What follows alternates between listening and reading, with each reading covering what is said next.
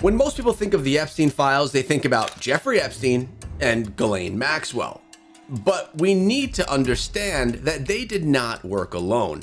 They had a massive network of people, very influential, rich, powerful people that helped them do all of the terrible things that they did. Inside of today's video, we're gonna be picking apart this network, taking a look at some of the names that you've probably never seen before, and seeing exactly what roles they played in all the crimes. Thank you for subscribing to the channel. Today, I'm drinking a sparkling water, cherry flavored, on ice, in something that keeps it very cold. What are you guys drinking? Now, let's dive in. Could you please give us your name? Jeffrey Epstein. Jeffrey Epstein was a prolific pedophile and stalker with dozens of victims, many of them young and vulnerable women. Ghislaine Maxwell is the only person currently imprisoned for her role in this illicit operation. Other people mentioned in the Epstein files released by the U.S. Justice Department have denied wrongdoing, and few have even been the subject of any legal proceedings. Both before and after Epstein's 2008 conviction for solicitation of prostitution with a minor, the disgraced financier built a network of elite influence across finance, politics, and academia. I mean, you could already see from that image many different names that we've seen before and some that may be new. Bloomberg has analyzed thousands of emails and documents to map the size and reach of his network, and to understand how he was able to build and sustain such influence, even as the allegations against him accumulated. It shows how influence operated, built through access, sustained through favors, and exchanged through relationships and constant transactionalism. Epstein's influence started with wealth, and one of his earliest and most consequential financial relationships was with Les Wexner. Now, we just actually did a video about Les Wexner last week and talked about how he had ties, making Epstein really the face of every shopping mall, every school's photo day. Things that we never considered to be unsafe places were actually controlled by Les and by Epstein. The retail billionaire and the founder of L Brands.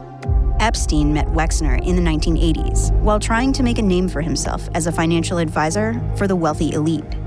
In the 1990s, Epstein was granted full power of attorney over Wexner's personal finances. He would soon also acquire Wexner's New York mansion and, according to Wexner, purchase an L Brands aircraft. Epstein would also claim he helped manage major assets, including the construction of Wexner's yacht, among other large development projects. Their relationship was a turning point in Epstein's rise, but why Wexner entrusted him with such vast wealth remains an unanswered question.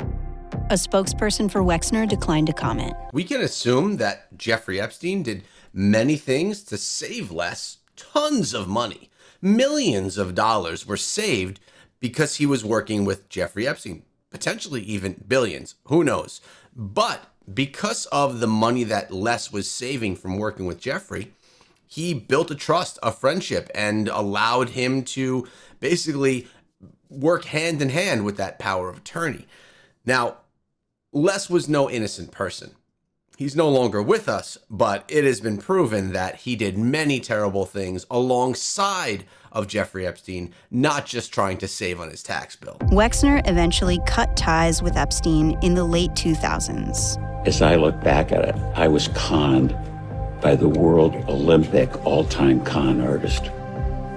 But by then, Epstein had already leveraged that relationship to build credibility in financial circles, positioning himself to move on to other wealthy clients, like Leon Black, co-founder of private equity giant Apollo Global Management.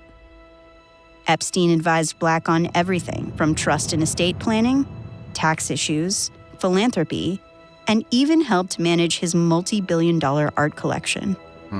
According to an investigation commissioned by Apollo, Black believed that Epstein provided advice that delivered more than $1 billion of value. In exchange, Leon Black steered at least $158 million to Epstein. Payments the U.S. Senate Finance Committee said far exceeded those made to comparable advisors. Black also donated another $10 million to one of Epstein's charities.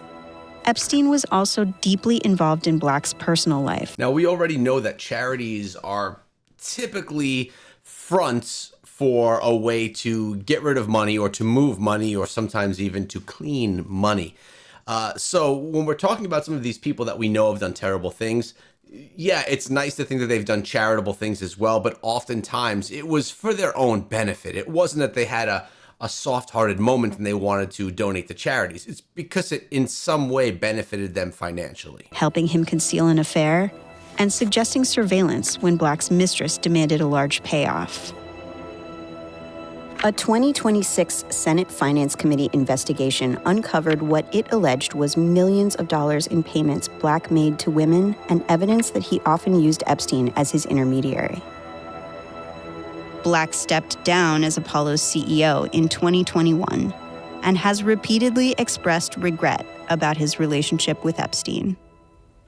A lot of people say that it was a horrible mistake, but they're saying this after everything is now coming out, after Jeffrey Epstein spent time in prison, after the world knew what was happening. We didn't hear anyone saying these things before the truth came out. The Epstein files revealed that former Barclays CEO Jez Staley was another key financial figure in Epstein's rise.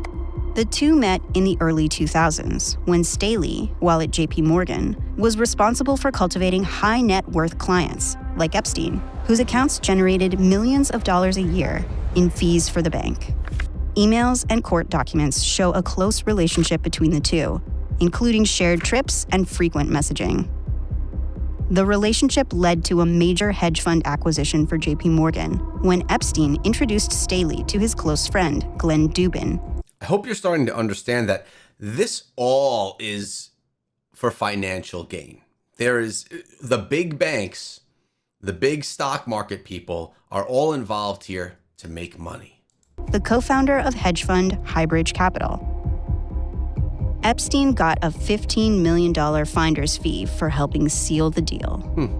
Bonus. Later, as concerns mounted internally about Epstein's alleged involvement in trafficking, emails indicate Staley stepped in to keep him on as a client.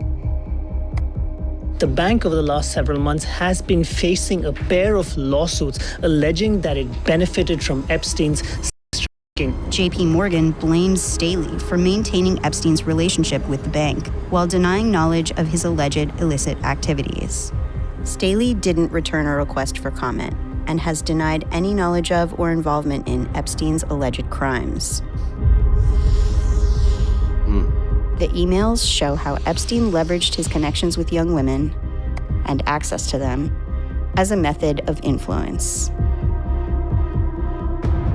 Staley appears in several such correspondences, where he and Epstein use coded language to discuss women, including references to Disney characters.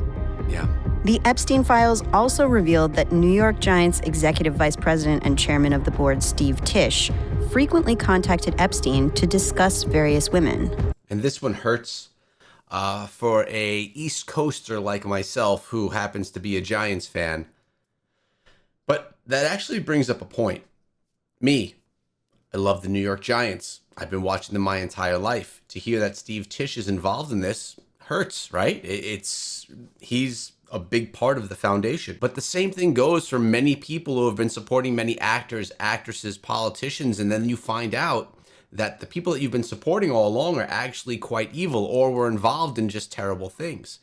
So I know I'm not alone. There's many other people that see names pop up in the Epstein files, hear the things that they were involved in, and sometimes have a hard time believing it just because of how they feel about that person. At times discussing their nationalities and physical appearance. In one exchange, Tisch asked Epstein if a woman is a pro or civilian. Tisch has said he never took up Epstein on his invitations and deeply regrets associating with him. He has not been charged with any crimes. For years, Epstein relied on connections to some of the country's most prominent lawyers, who helped him thrive, even following his 2008 conviction. Among them was Brad Karp, who worked with Epstein in managing Leon Black's wealth. Emails released by the Justice Department showed that Karp reviewed documents for Epstein, including a draft court filing, arguing that Epstein's decade-old plea deal on trafficking charges should not be reopened. Karp did not respond to requests for comment and has previously said he regretted his social interactions with Epstein. Epstein later forwarded Karp's remarks to members of his personal legal team and Kathy Rumler, the former White House counsel.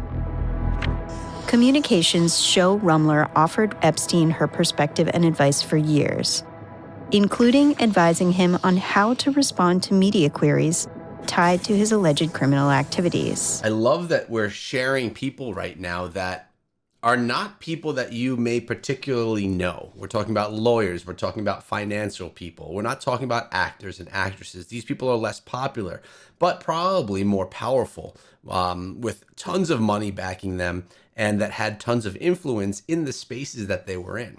So not only did Epstein have contacts with many of the famous actors, actresses, singers that we know, but really a lot of it started here with the financial people, the people that control all of the money. Throughout their friendship, Epstein showered Rumler with luxury gifts. The emails mentioned spa treatments, thousands of dollars in gifts, and designer goods.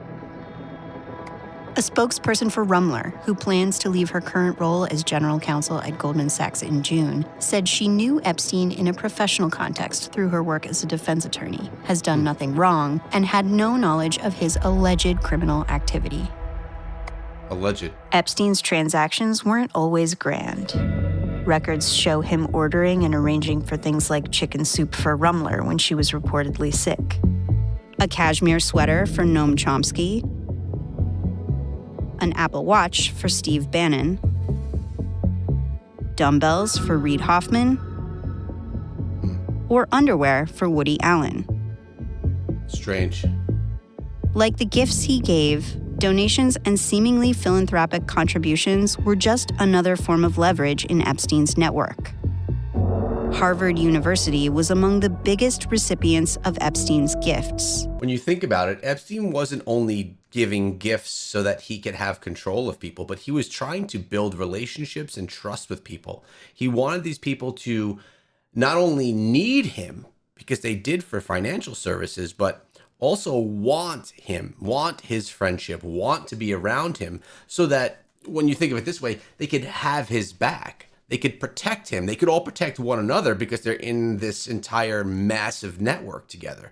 So the relationship is something we don't typically speak of, and it's something that many of these people deny to this day, that they had a relationship. Emails say something different, but it was definitely a big part of his plan. He developed close ties to a number of Harvard professors and leaders, most notably Larry Summers, who was president of the university from 2001 to 2006. Summers connected him with former President Bill Clinton. Clinton has denied any knowledge of Epstein's alleged crimes and has described their relationship as a brief acquaintance. A representative for the Clintons did not respond to requests for comment. Larry Summers maintains he engaged in no wrongdoing and has expressed deep regret for his association with Epstein. It's so crazy because no matter who you ask, all of them, everyone says that they did nothing wrong. Epstein was doing these terrible things. They didn't know about it, but they did nothing wrong. It seems like no one did anything wrong but Jeffrey Epstein and Ghislaine Maxwell, except for if you go ask the victims, which we've done on this channel, they have something very different to say. And that is that these people were involved. Who do you believe? Justice Department documents and publicly available tax records show Epstein recorded donations of at least $1.6 million to New York schools. And he documented at least another $400,000 in tuition payments. Yes. Epstein used his connections to make introductions, and emails appear to show him helping with admissions processes to elite schools for the children of his wealthy contacts. Not only to the children of his wealthy contacts who potentially were victims, but to his victims that he could promise them educations, certifications. He was promising some of the girls certifications to be professional masseuse. So they would come, do some massage on him. He would get them into a school, get them the certifications they want. He would hold these things over their head. But the strength was in his ability to deliver, because he had all of these relationships. He could get these girls into these schools, get them these certificates, and he could actually deliver on his promises. But as we know, they came at a very, very steep price. On one occasion, emailing Eva Anderson Dubin to help the daughter of Ariane de Rothschild. Oh. Some of Epstein's most significant financial and philanthropic ties ran through Anderson Dubin and her husband, Glenn Dubin, with whom he had a long-standing and close relationship. Eva Anderson Dubin is a physician and the founder of the Dubin Breast Center at Mount Sinai. Oh, wow. And documents from the Justice Department show Epstein discussing at least $400,000 to Mount Sinai-linked initiatives. That philanthropy seemed to have practical benefits, with Epstein then drawing on physicians in Anderson Dubin's circle to arrange discreet medical care and procedures for young women he was connected to. One of the surgeons in that orbit was Jess Ting, a prominent New York doctor who developed a personal relationship with Epstein. Emails show Epstein's assistants repeatedly reached out to Ting to coordinate medical consultations and minor procedures, both for Epstein and for women described as his friends. This is not a surgical facility. I believe this image is from Jeffrey Epstein's dining table, where a procedure is being done on one of his friends or associates. So this doctor would go to Epstein's home and perform these surgical procedures on people, not even in a surgical room that Epstein maybe had created. This was literally done on the dining table. I believe this is against any code of ethics you may have as a doctor. The emails between Ting and Epstein indicate a $50,000 donation towards his research. Ting, who did not return a request for comment, has denied any wrongdoing regarding his association with Epstein. Maybe. And a spokesperson for the Dubins has said they were horrified by the allegations against Epstein, and had they been aware of his alleged criminal conduct, would have cut off all ties long ago. That's what everyone will Epstein say. also directed at least $50,000 in donations to Columbia University's dental school. His dentist, Dr. Thomas Magnani, was later removed from his role at the college after Columbia said it admitted Epstein's girlfriend to its dental school via an irregular process. Magnani did not respond to requests for comment. And if you recall, I believe it was on Epstein Island, there was a room that was basically a dental facility on the island where he would have, I believe it was a female dentist come in to do tooth care for the people that were living or staying on the island. So I'm wondering if that had to do something with this Thomas Magnani from Columbia University. Epstein's philanthropy moved him into elite donor circles, eventually intersecting with figures like LinkedIn co-founder Reid Hoffman, who later proved helpful in expanding Epstein's network into big tech, hosting Epstein at a dinner, along with Mark Zuckerberg, Peter Thiel, and Elon Musk. Oh, yeah. As his network expanded, Epstein then used it as another form of leverage, positioning himself as an indispensable intermediary and fixer for the powerful. Across thousands of messages revealed in the Epstein files, he is seen repeatedly promising introductions and positioning himself as the person who could connect powerful figures to one another. Emails indicate Epstein facilitated introductions between Sultan Ahmed bin Sulayem and former British politician Peter Mandelson. Sulayem later sought UK government support for a major port project designed to expand trade and shipping. Epstein also facilitated a meeting between Apollo co-founder Josh Harris and Bill Gates. The effort suggests a financially strategic one for Epstein, who owned 250,000 shares of Apollo at the time. Epstein's correspondences reveal how he operated at the center of an elite network. That's something else we have to think about. He had all of these people that were very close to him, that he knew a lot of information about, and that knew a lot of information about him.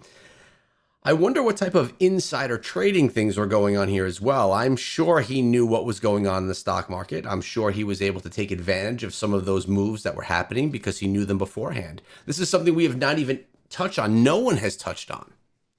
How financial gain could have been a whole part of this network as well, but not financial gain by cheating out on taxes or by philanthropy, but more by insider trading and cheating people in the stock market. Because remember, If you're making money in the stock market, someone is losing money. And you and I, we are the ones that would have been losing in this case. Frequently acting as a go-between and leveraging those ties to grow his influence. By identifying what powerful people needed and positioning himself as the person who could provide it, Epstein was able to embed himself across finance, politics, academia, and global business as a trusted broker and confidant, often blurring the lines between business and personal relationships.